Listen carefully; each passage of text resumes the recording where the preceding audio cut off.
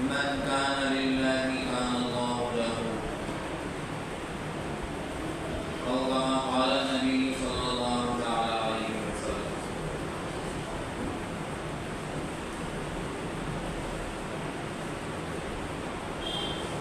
محترم بھائیو اور بزرگوں،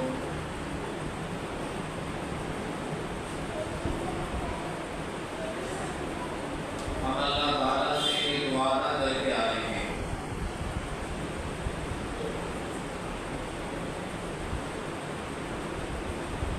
اور وہ وعدہ اللہ سے جو ہمارا ہوا تھا وہ ہماری پیدائش سے پہلے ہوا تھا۔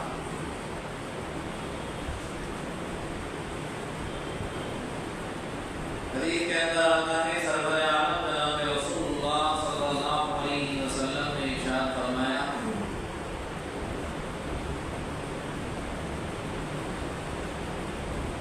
کہ تمام روحوں کو اللہ تعالیٰ نے جمع فرمایا ہے،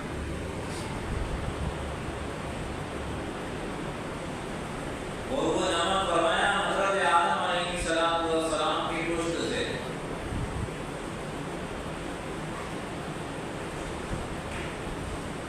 اور اس انداز میں جمع فرمایا تمام روحیں ایسی تھیں جیسے کالی کالی چینیاں ہوتی ہیں۔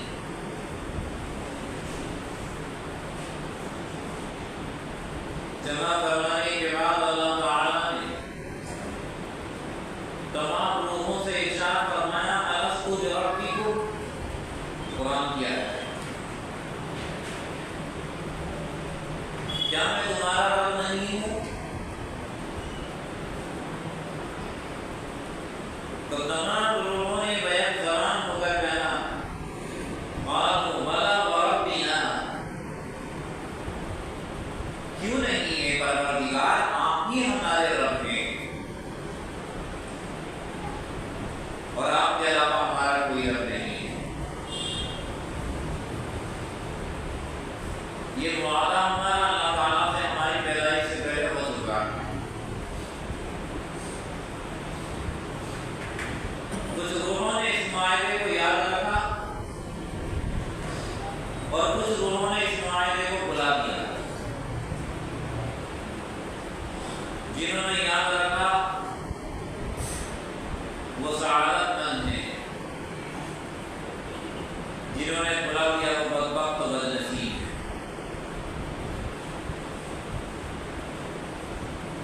یہ معاہدہ اللہ تبارک و تعالیٰ سے ہوا ہمارا، اور اللہ تبارک و تعالیٰ نے ایک اصول و ضابطہ بنا دیا دنیا کے اندر رہنے کا،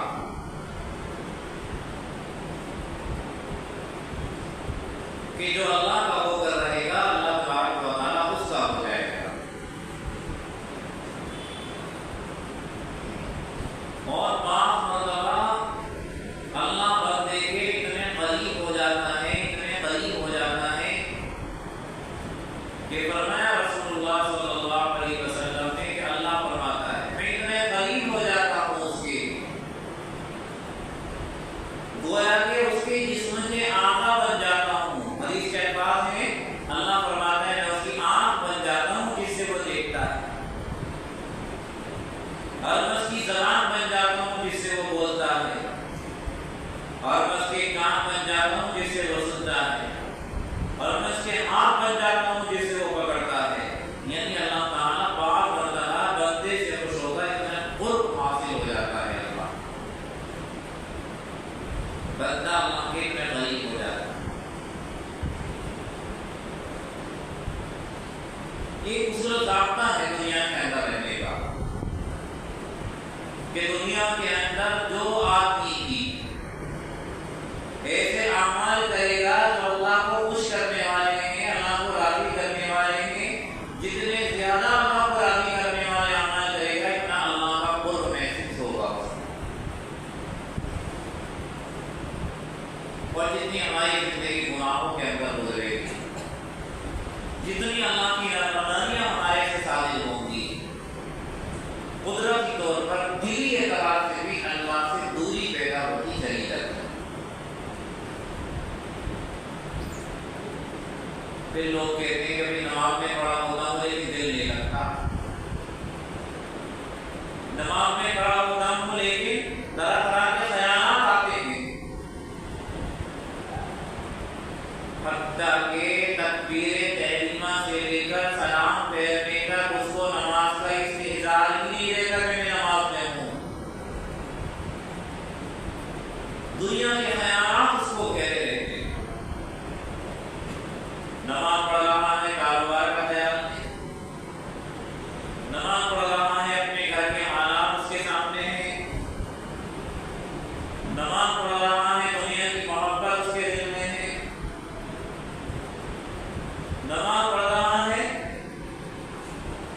اپنی بیوی بچے اس کے سامنے ہیں، اپنے گھر والے اس کے سامنے ہیں،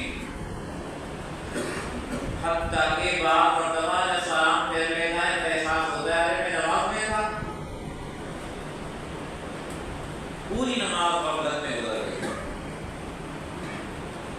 ایسا کب ہوتا ہے جب بندے کی اور اللہ کی دوری ہوتی ہے، جب اللہ سے قرب حاصل نہیں ہوگا، جب اللہ تعالیٰ کے قریب نہیں ہوگا تو پھر نماز میں دل نہیں لگے گا۔ پھر تو کیا ہوتا ہے کہ دعا میں پورا مجمع ہو رہا ہوتا ہے لیکن اس کو ہونا نہیں آتا، کیونکہ اس کا دل اللہ سے وابستہ ہی نہیں ہے، اس کو اللہ کا قرب حاصل نہیں ہے۔ سب روئیں گے تب بھی اس میں آنسو نہیں نکلیں گے، روئے گا ہی نہیں پھر بھی۔ رونے کے لیے، آنکھوں سے آنسو نکالنے کے لیے اللہ کا قرب حاصل ہونا ضروری ہے۔ صحابہ اکرام رضوان اللہ تعالی علیہم اجمعین کو اعلیٰ درجے کا اللہ کا قرب حاصل تھا۔ کس درجے کا قرب حاصل تھا؟ فرماتے ہیں خود صحابی رسول فرماتے ہیں رضی اللہ تعالی کہ صحابہ کرام فجر کی نمازوں میں اس حالت میں آیا کرتے تھے کہ رات بھر رونے کے آثار ان کے چہروں پر ظاہر ہوتے تھے، اس حالت میں فجر کی نماز میں آیا کرتے تھے۔ سب پہچان لیا کرتے تھے کہ یہ رات بھر اللہ کے سامنے روتا رہیں گے، ایسا قرب اللہ تبارک و تعالیٰ کا ان کو حاصل۔ جو اللہ کے لیے ہمارے دل کے اندر تڑپ ہونی چاہیے، جو اللہ کا استنزاف ہمارے دل کے اندر ہونا چاہیے، جو اللہ چاہتا ہے ہم سے، وہ صحابہ کرام رضوان اللہ علیہم اجمعین کو عدم درجے پر حاصل۔ جب اس درجے کا کسی کا قرب حاصل ہو جاتا ہے تو اللہ تعالیٰ ایسے بندوں کے نام اٹھاتا ہے۔ ایسی مثالیں ہیں، واقعات ہیں اس طرح کے، جس طرح سے والدین اپنے بچوں کے نام اٹھاتے ہیں ایسے اللہ تعالیٰ اپنے نیک بندوں کے نام اٹھاتا ہے، نام برداری کرتا ہے اللہ تعالیٰ۔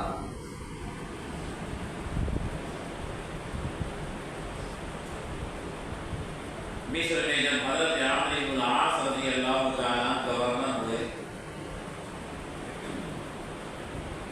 یہ حضرت عمرو بن العاص رضی اللہ تعالیٰ بہت بڑے صحابی، بڑی خصوصیات ان کو حاصل۔ اللہ تعالیٰ نے انتہا درجے کی عقل مندی کو عطا فرمائی۔ اگر ان کی عقل مندی، اسلامی سیاست، دشمن کے مقابلے میں ہوشیاری، اگر یہ واقعات میں حضرت عمرو بن العاص رضی اللہ تعالیٰ عنہ کو بیان کروں تو گھنٹوں جائیں، اتنی واقعات حضرت عمرو بن العاص رضی اللہ تعالیٰ عنہ، اللہ نے ایسی عقل مندی، ایسی ہوشیاری، ایسی سمجھداری عطا فرمائی تھی کہ کبھی اپنے دشمن کے مقابلے میں حضرت عمرو بن العاص رضی اللہ تعالیٰ عنہ نے مات نہیں کھائی۔ بہت اللہ نے سمجھداری لگا۔ تو یہ گورنر تھے حضرت عمرو بن العاص رضی اللہ تعالیٰ مصر کے،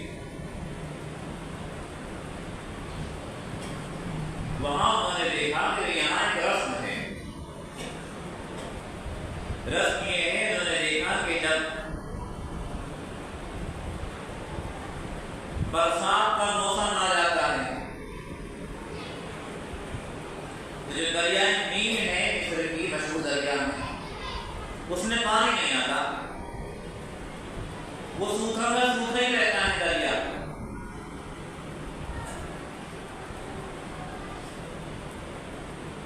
تو وہاں کی ایک رسم تھی کہ وہاں کے لوگ مصر کی ایک کسی کنواری لڑکی کو دلہن بناتے تھے، دلہن کا جوڑا پہناتے تھے، اس کو زیورات پہناتے تھے، اس کا میک اپ کرتے جس طرح دلہنوں کو سجایا جاتا ہے،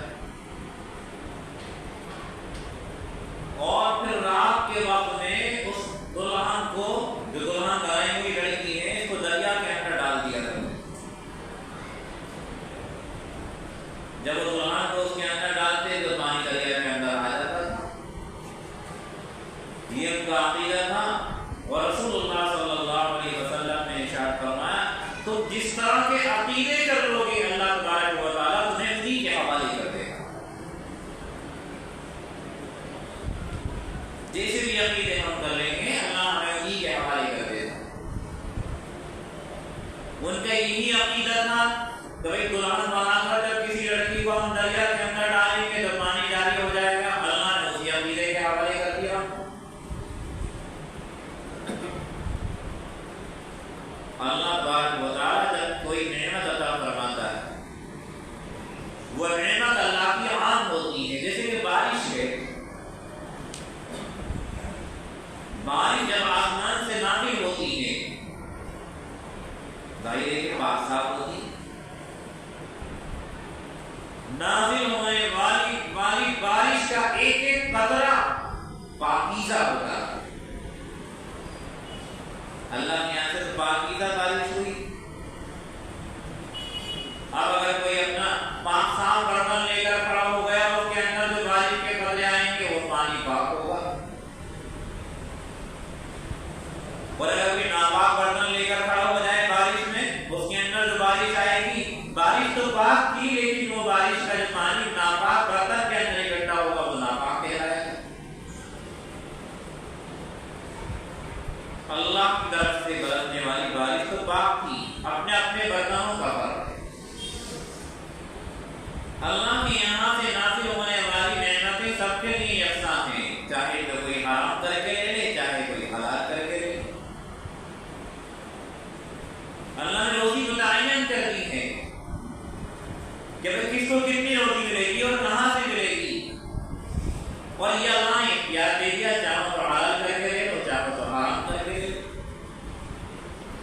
تو پانی تو دریا کے اندر آنا تھا، لیکن ان لوگوں کا یہ عقیدہ بن گیا تھا کہ جب تک لڑکی کو دلہن بنا کر دریا کے حوالے نہیں کریں گے تب تک ہمارے دریا کے اندر پانی نہیں آئے گا، تو اللہ نے اسی کے حوالے کر دیا۔ اب جب حضرت عمرو بن العاص رضی اللہ تعالیٰ عنہ گورنر بن کر گئے، پہلے سال جب بارش کا موسم آیا اور معلوم ہوا کہ بھائی یہاں پر یہ رسم ہے، تو حضرت عمرو بن العاص رضی اللہ تعالیٰ عنہ نے فرمایا کہ یہ تو بڑی بیکار رسم ہے۔ پانی جاری کرنے کے لیے ایک انسان کی جان لی جاتی ہے باقاعدہ۔ وہاں کے لوگوں نے کہا کہ بھئی اگر آپ چاہتے ہیں کہ یہاں کے لوگ زندہ رہیں، اگر آپ چاہتے ہیں کہ لوگوں کو پانی ملے، اگر آپ چاہتے ہیں یہاں کی کھیتیاں سیراب ہوں، تو یہ طریقہ تو اختیار کرنا ہی پڑے گا، اور یہ طریقہ برسہ برس سے چلا آ رہا ہے، یہ طریقہ چھوڑا نہیں جا سکتا اگر یہاں کے لوگوں کو پانی پہنچانا ہے۔ حضرت عمرو بن العاص رضی اللہ تعالیٰ نے ارشاد فرمایا کہ اسلام آ چکا ہے، جہالت ختم ہو گئی ہے۔ اسلام کے آنے کے بعد جہالت کا کوئی کام نہیں کیا جائے گا، کسی کو پانی ملے یا نہ ملے، کسی کی کھیتیاں سیراب ہو یا نہ ہو، لیکن کسی جاندار کی جان نہیں لی جائے گی، اسلام نے اس کی اجازت نہیں دی۔ پھر خط لکھا حضرت عمرو بن العاص رضی اللہ تعالیٰ نے اس وقت کے خلیفہ کے نام، اور خلیفہ کون تھے اس وقت کے؟ سیدنا حضرت عمر رضی اللہ تعالیٰ۔ پھر حضرت عمر رضی اللہ تعالیٰ کی تو شان کی کیا ہے، مسلمانوں کے سر فخر سے اونچے ہو جاتے ہیں جب حضرت عمر کا نام آتا ہے۔ اللہ نے ایسی جلالت شان حضرت عمر رضی اللہ تعالیٰ کو عطا فرمائی کہ آج بھی جب حضرت عمر رضی اللہ تعالیٰ کا نام آتا ہے، جب حضرت عمر رضی اللہ تعالیٰ کے واقعات آتے ہیں، ایمانداری کے ساتھ بتائیے فخر ہوتا نہیں ہوتا ہے؟ اور یہ فخر مسلمانوں کو قیامت تک حاصل رہے گا۔ جن کے بارے میں کہا گیا کہ حضرت عمر رضی اللہ تعالیٰ عنہ چند سال دنیا کے اندر اور رہ جاتے، کفر کا نام و نشان ختم ہو جاتا دنیا سے۔ ان کی فضیلت مستقل ہے، اس سے بڑی کیا بات ہوگی کہ شیطان بھی ان کو دیکھ کر راستہ بدل دیا کرتا۔ ایسی عظیم شان شخصیت خلیفہ تھے اس وقت۔ تو حضرت عمرو بن العاص رضی اللہ تعالیٰ نے کہا کہ یہاں ایسی رسم ہے کہ جب پانی دریا کے اندر سوکھ جاتا ہے تو لوگ ایک لڑکی کو دلہن بنا کر دریا کے حوالے کر دیتے ہیں، تو ان کے عقیدے کے مطابق پانی دریا کے اندر آ جاتا ہے۔ حضرت عمر رضی اللہ تعالیٰ نے بھی وہی بات کی جو حضرت عمرو بن العاص رضی اللہ تعالیٰ نے فرمائی تھی، اسلام آ گیا ہے، اب جہالت کا کام نہیں کیا جا سکتا،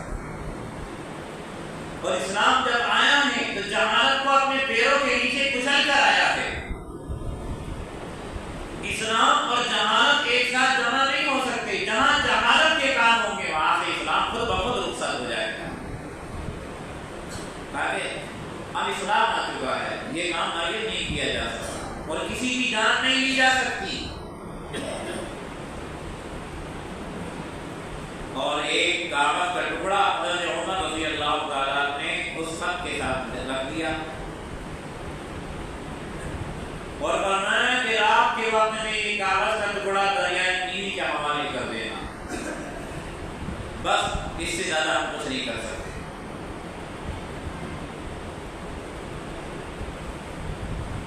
حضرت عمرو بن العاص رضی اللہ تعالیٰ عنہ کے پاس جب وہ خط پہنچا، خط کے ساتھ وہ چھوٹی سی پرچی، اس کو کھول کر دیکھا تو اس میں لکھا تھا، اللہ کے بندے عمر بن الخطاب خلیفۃ رسول اللہ صلی اللہ علیہ وسلم کی طرف سے یہ خط ہے، دریائے نیل کے نام، اے دریائے نیل، عمر کی طرف سے تجھے یہ پیغام ہے، اگر تو اپنی طرف سے جاری ہوتا ہے تو ہمیں تیری کوئی ضرورت نہیں، اور اگر اللہ تجھے جاری کرتا ہے تو جاری ہو جائے، ہم تو اللہ کے محتاج ہیں۔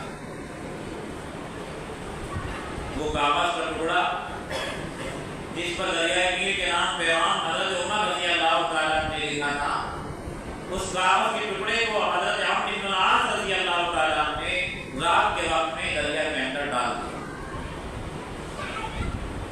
یہ صحیح واقعہ سنا رہا ہوں میں آپ کو، فرضی داستان نہیں سنا رہا ہوں، آپ سمجھے میں جس سے کہانی سنا رہا ہوں۔ اس واقعے کو روایت کرنے والے لکھتے ہیں کہ فجر میں جب لوگ اٹھے اور صبح کو جب لوگوں نے دریائے نیل کو دیکھا تو 16 ہاتھ پانی دریائے نیل کے اندر جاری ہو چکا، اور راوی فرماتے ہیں کہ وہ دن ہے اور آج کا دن ہے، دریائے نیل کبھی آج تک سوکھ گئی ہے، پانی جاری ہو گیا، اللہ نے ایسا جاری کیا اللہ تبارک و تعالیٰ نے کہ تقریباً دنیا کی سب سے بڑی دریاؤں میں دریائے نیل کا نام آتا ہے۔ کیا ہوتا ہے کہ رسول اللہ صلی اللہ علیہ وسلم نے ارشاد فرمایا، من کان للہ کان اللہ لہ، جو اللہ کا ہو جاتا ہے اللہ اس کا ہو جاتا ہے۔ جب ہم اللہ کو راضی کرنے والے کام کریں گے، جب اللہ کا قرب ہمیں حاصل ہوگا تو اللہ تعالیٰ ہم سے ایسے کام لے لے گا، اور اللہ تعالیٰ ہم سے ایسے کام سرزد کرا دے گا کہ دنیا حیرت رہ جائے گی اور قیامت تک لوگ حیران ہو کر واقعے کو بیان کرتے رہیں۔ حضرت عمر رضی اللہ تعالیٰ بھی ایک انسان تھے، نبی تو نہیں تھے، صحابی تھے، لیکن اللہ کا قرب ان کو کس درجے کا حاصل تھا کہ اللہ تبارک و تعالیٰ کے ذریعے دریائے نیل کو جاری فرما، ایک خط کی بنیاد پر۔ یہ مقام اور مرتبہ انسان کو تب حاصل ہوتا ہے جب انسان اللہ کو راضی کرنے والے اعمال کرتا ہے اور گناہوں سے بچنے کا اہتمام کرتا ہے۔ عیش پرستی میں زندگی گزار کر اگر ہم یہ سمجھیں کہ بھائی عیش پرستی کی زندگی بھی ہماری ضرورت ہے، ہمارے آرام کے اندر بھی کوئی خلل نہ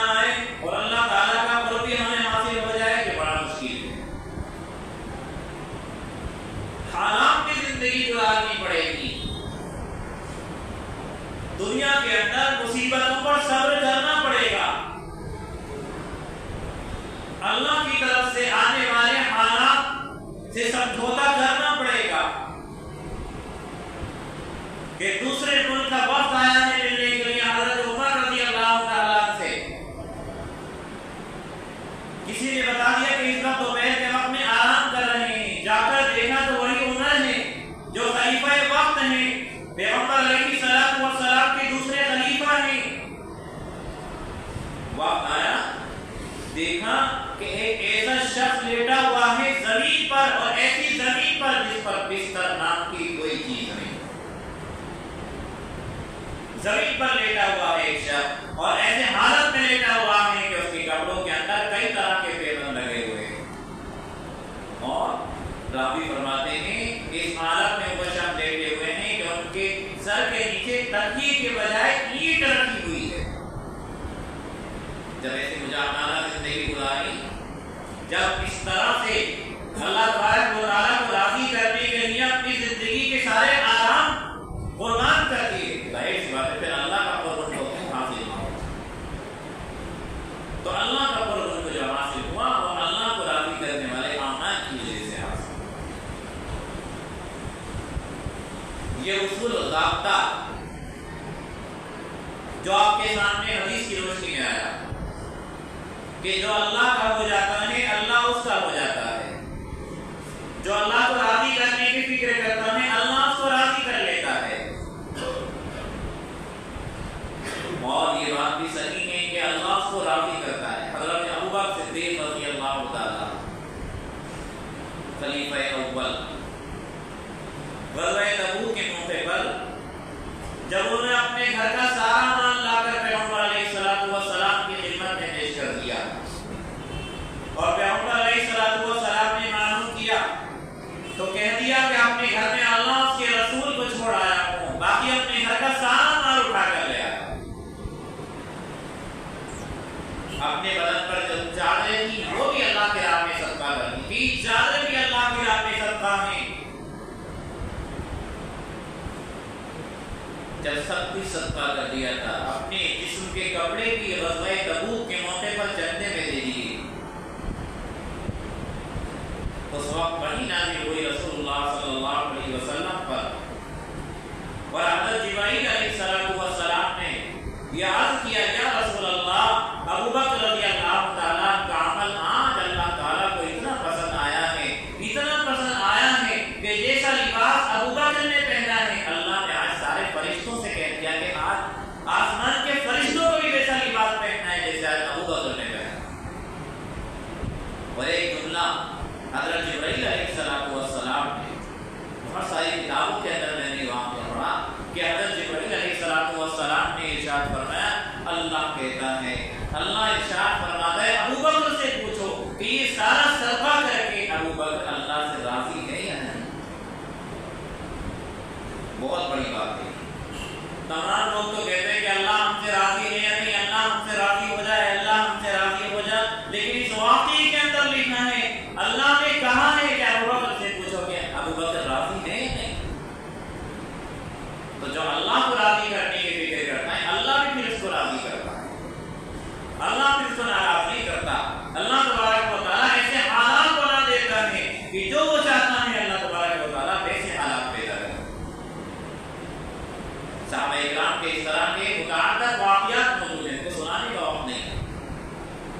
تو من کان للہ کان اللہ، جو اللہ کا ہو جاتا ہے اللہ اس کا ہو۔ اور ہم یہ چاہیں کہ بھائی جیسی زندگی ہماری گزرنے تھے، گناہ کے کام ہو رہے تھے، جس طرح سے بس چل رہا ہے چلنے دیں، اور پھر اللہ تعالیٰ بھی ہم سے راضی ہو جائے، ایسا تو نہیں ہو سکتا۔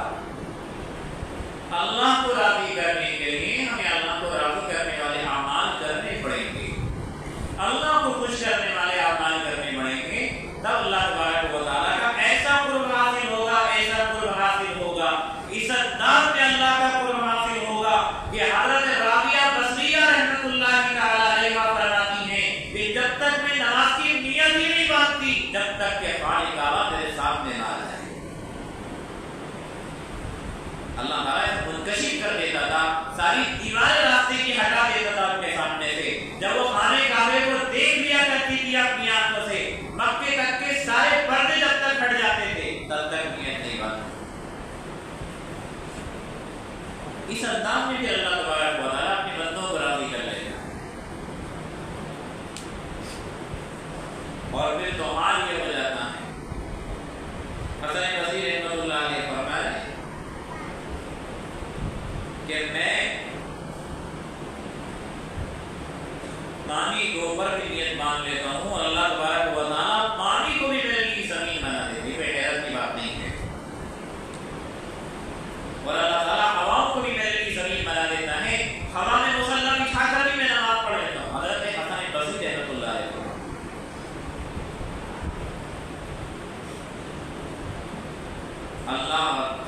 اللہ تعالیٰ اگر ہوا کو زمین بنانا چاہے تو اللہ کے لیے کوئی مشکل ہے؟ اللہ تعالیٰ اگر پانی کو زمین بنانا چاہے تو اللہ کے لیے کوئی مشکل نہیں؟ میں اللہ کی قدرت بیان کر رہا ہوں کہ اللہ اتنی قدرت والا ہے کہ جب چاہے تو پانی کو بھی زمین بنا سکتا ہے، اور اللہ اتنے قدرت والا ہے جب چاہے تو ہوا کو بھی زمین بنا سکتا ہے۔ اور یہ تو قرآن سے ثابت ہے۔ حضرت موسیٰ علیہ السلام کے لیے اللہ نے پانی کو زمین بنایا کہ نہیں بنایا؟ دریا کو اللہ نے جمع کر ایسا کر دیا جیسے زمین ہے۔ حضرت موسیٰ علیہ السلام بنی اسرائیل کو لے کر نکل گئے، اور جب فرعون آیا اپنے لشکر کے ساتھ، پھر اللہ نے پانی بنا دیا سب پر۔ اللہ بڑی قدرت والا ہے، اللہ پانی کو زمین بنا دے، ہوا کو زمین بنا دے، اللہ کے لیے کوئی مشکل ہے۔ لیکن کس کے لیے کرنا ہے اللہ کا؟ جو اللہ کا ہو جاتا ہے، جو اللہ کا ہو جاتا ہے اللہ اس کا ہو جاتا ہے۔ حضرت موسیٰ علیہ السلام اللہ کے ہو گئے کہ اللہ نے ان کے لیے آسان کر دیا۔ فرعون اللہ سے دور تھا، اللہ نے اس کے لیے مشکلات کھڑی کر دی۔ تو یہ اصول و ضابطہ میرے عزیز بھائیوں، یہ اصول و ضابطہ قیامت تک کے لیے باقی ہے۔ جتنا ہم اللہ کو راضی کریں گے اور جتنا ہم اللہ کا قرب حاصل کریں گے، اتنا زیادہ اللہ تبارک و تعالیٰ ہمارے قریب ہوتا جائے گا۔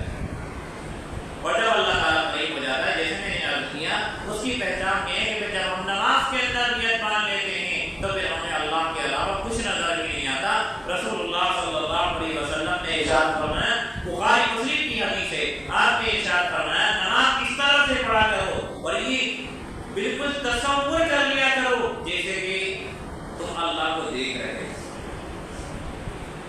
اور پھر آپ علیہ السلام نے ارشاد فرمایا اگر کسی کو یہ درجہ حاصل نہیں ہے کہ وہ اللہ کو دیکھ سکے تو آخری درجہ یہ ہے کہ یہ تصور کرنا ضروری ہے نماز کے اندر، عبادت کے اندر، کہ اللہ ہمیں دیکھ رہا ہے، اللہ میرے سامنے ہے، میں رکوع اللہ کو کر رہا ہوں، میں تلاوت اللہ کے لیے کر رہا ہوں، میں سجدہ اللہ کو کر رہا ہوں۔ جب میں پڑھوں التحیات للہ والصلوات والطیبات، میرے دل کے اندر یہ استحضار ہونا چاہیے کہ میں اللہ کو سنا رہا ہوں کہ اللہ تیری تمام زبانی عبادتیں تیرے لیے ہیں، اور تمام بدنی عبادتیں تیرے لیے ہیں، اور تمام مالی عبادتیں تیرے لیے ہیں۔ جب ہم یہ پڑھیں نماز کے اندر تو اللہ کا استحضار ہو کہ اللہ سن رہا ہے۔ یہ کب حاصل ہوتا ہے؟ جب اللہ قریب ہوتا ہے۔ تو اللہ کو قریب کرنے والے اعمال کرنے چاہیے، ایسا کوئی عمل نہ کریں جس سے اللہ سے ہماری دوری پیدا ہو جائے۔ اگر اللہ سے دوری پیدا ہو جاتی تو انسان کے لیے زندگی کے اندر بڑی مشکلات کھڑی ہو جاتی ہیں، اور پھر مشکلات دنیا سے چھوڑی، پھر آخرت کے لیے اس کے لیے بڑے جو راستے ہیں اس کے لیے دشوار ترین ہوتے چلے جاتے ہیں۔ اس لیے اللہ کو قریب کرنے والے اعمال کرنے چاہیے، اللہ کو راضی کرنے والے، اللہ کو خوش کرنے والے اعمال کی ہمیں ہر وقت فکر کرنی چاہیے، اور اللہ کو ناراض کرنے والے گناہ کے کاموں سے ہمیشہ بچنے کی ہمیں فکر کرتے رہنا چاہیے۔ اللہ تعالیٰ مرتے دم تک ہمیں اپنے آپ کو راضی کرنے والے اعمال کرنے کی توفیق عطا فرمائے۔ اے اللہ ہم کو سب کو گناہوں سے بچنے کی توفیق عطا فرمائے۔ آج مہینے کا پہلا جمعہ ہے، ذکر کی مجلس ہوگی آج بعد نماز عشاء۔ پچھلے مہینے میں شہر میں تھا، سفر میں تھا، اس وجہ سے مجلس نہیں ہو پائی تھی۔ آج انشاءاللہ بعد نماز عشاء متصل ہے، اللہ کے ذکر کی مختصر مجلس ہوگی۔